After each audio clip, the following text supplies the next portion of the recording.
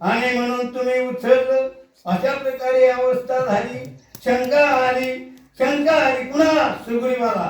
शंका बाईत असते हो. आणि नंतर मग ते वजनानं कमी झालं. ऐशई अम्मा देखता लक्षणे बळा बळता विशाल ताड एके बाणे छेदिता सैवाली अंता तुळशी. आणि नंतर सुग्रीवानं सांगितलं हे कमी वजनाचं झालेलं काय शरीर आहे ते उचललं तुम्ही. पण शंका मनामध्ये आहे का ही 7 विषम झाड ताराची झाड एका बाणानं छेदील. ह्या माळावर एक, त्या माळावर एक, पुढच्या माळावर एक, 7 माळावर 7 एका बाणानं जो छेदील तो वालीला मारू शकेल. अशा प्रकारे सुग्रीव रामाला बोलतो.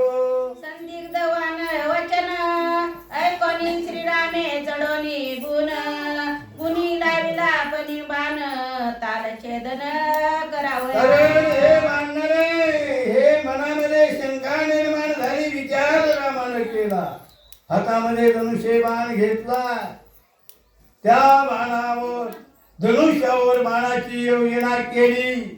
माग पुढं पाय ठाण मांडले आणि बाण सोडायला प्रभू रामचंद्र तयार झाले.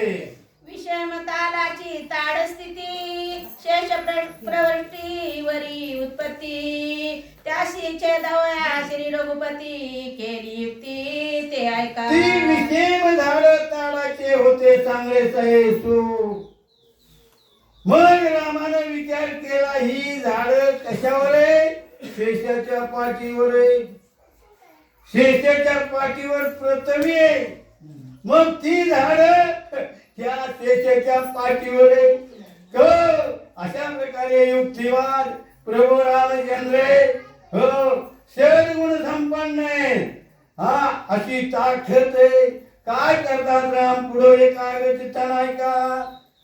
धनुष्योडनी आपण चेपिले लक्ष्मणाचे चरण तेने चुकवितांग संपूर्ण विषमते समता. आणि विचार केला शेषाचा अवतार कोण आहे.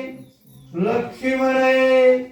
शेष नारायण पृथ्वी त्याच्या पाठीवर आधार आहे. रामानं हो आपल्या पायानं त्याची पाठ असणारी दाबली खाली.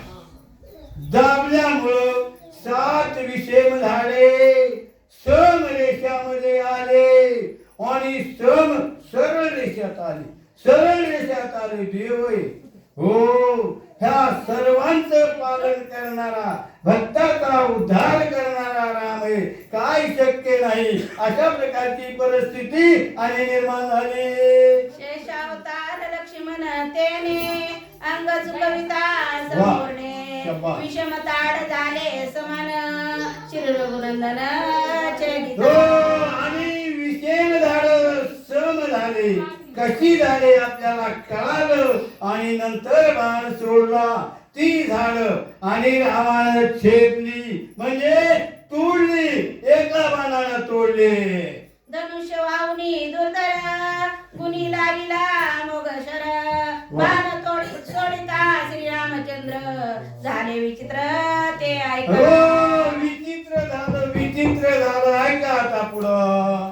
सप्तताला ते छेदून गिरीवरा ते विदारुणी सप्त पाताळ भेदुनी गेला निगोनी शेषांग. आणि तो बाण असणाऱ्या त्या झाडाला छेदले.